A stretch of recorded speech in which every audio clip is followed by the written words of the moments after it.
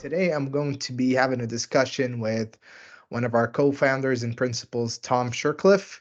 I'm going to be asking him questions that I think anyone who's been in the industry for any time is going to be asking, and many of our customers are asking as well. So welcome, Tom, and I hope you're ready for my questions. Thanks, Omar. Go right ahead. First one's going to be an easy one. What is Carbon Connect?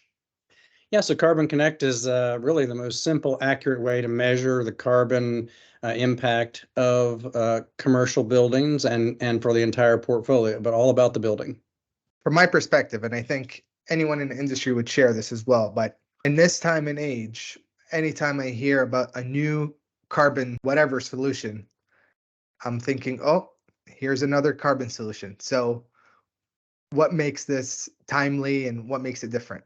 That's a really good point. That's one of the important aspects of this. This isn't a carbon solution. This is simply measuring.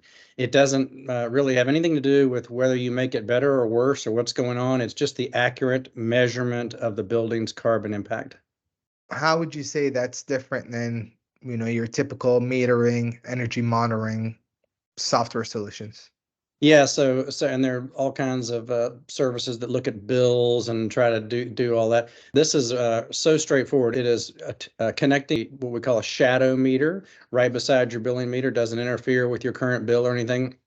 And it just calculates the energy of the entire building and then converts that, of course, to carbon, but also more importantly than just converting the building's energy impact to carbon, it is actually taking into account where that electricity came from at any hour during the day. So it's considering the actual intensity of the grid that it's using the energy from. Yeah, not just the intensity, but it's really the way that the grid works is it moves power around all the time, sometimes over pretty great distances. So you could be getting your electricity from a coal plant in one part of the day and from a nuclear plant another part, a hydro in another part, depending on where you are. So if you really want to talk about your carbon impact and you can't just convert the building's number into carbon, you really, to go further, you have to know where the electricity was coming from throughout the day that you were measuring.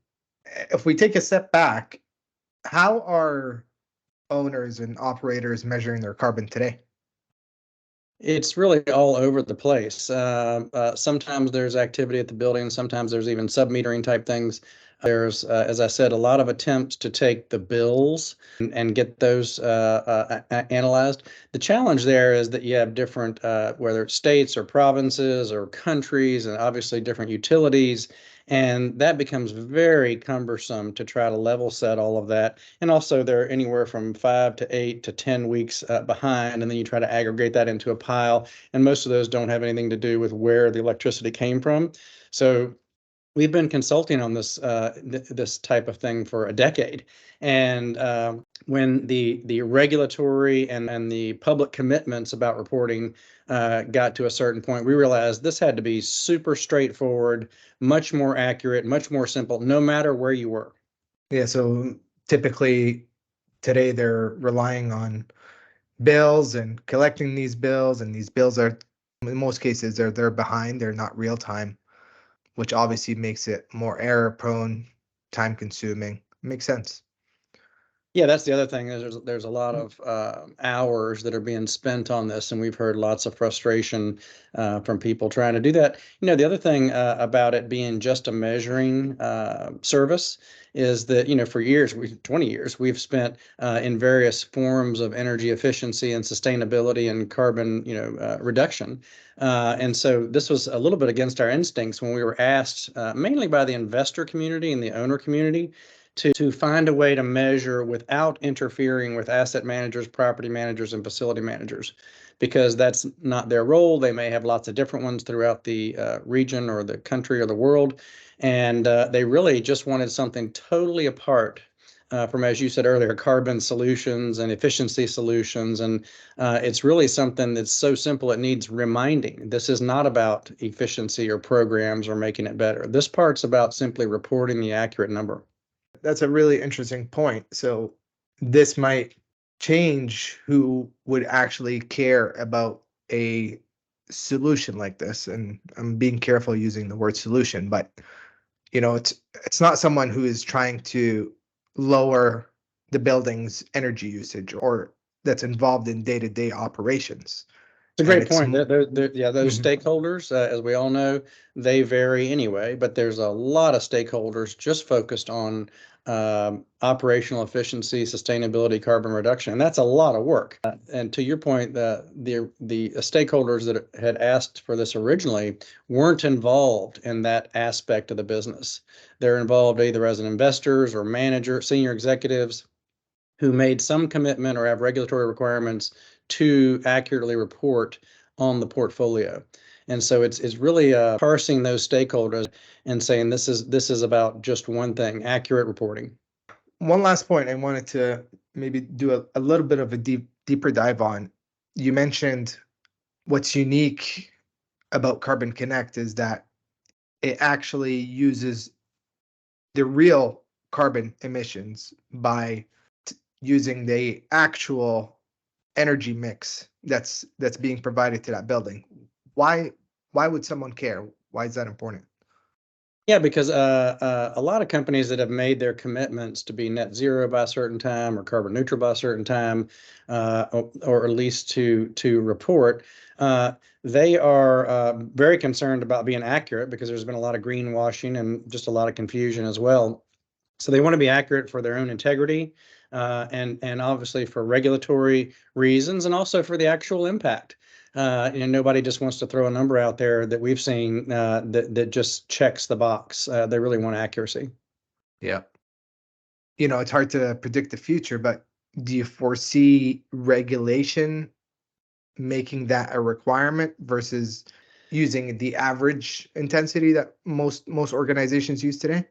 Yeah, that's going to be totally dependent on where, right? So even somebody with a global portfolio may have some places where they must do it, either measure and report or actually get to a certain number. So that really varies widely. But what has been interesting to see is even without the regulatory environment, many companies have made a very clear public statement that they're going to report it. So really, that almost in a way supersedes the regulatory requirements if they're going to do it well. No, very interesting. Those are all the questions I had for you. Is there anything else you wanted to add before we wrap this up? Yeah, maybe one other thought is that while it's very straightforward and simple, we also determined that it really needed to be a managed service because there are multiple components to it. Of course, there's the meter we mentioned, then there's the data that comes from that, but there's also the remote access to the building to get that, which must be cyber secure. There's analysis in the cloud about this, and there's also reporting dashboards. So there are a handful of components, and you really can't just stick a meter on a building and get that. So we determined that it really needed to be a managed service where the customer can just say how many buildings, and literally we can connect to them and then provide the reporting.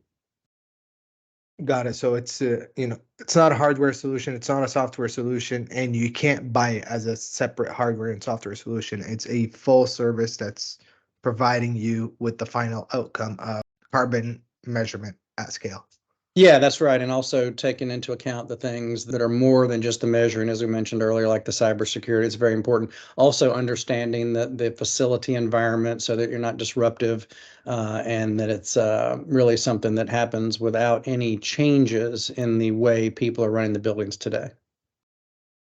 Awesome. Well, thank you very much, Tom, and hopefully this answers most of the questions that people would wonder about. If I missed anything, please send a message through and I'll make sure to make Tom answer it. Sounds great. All right.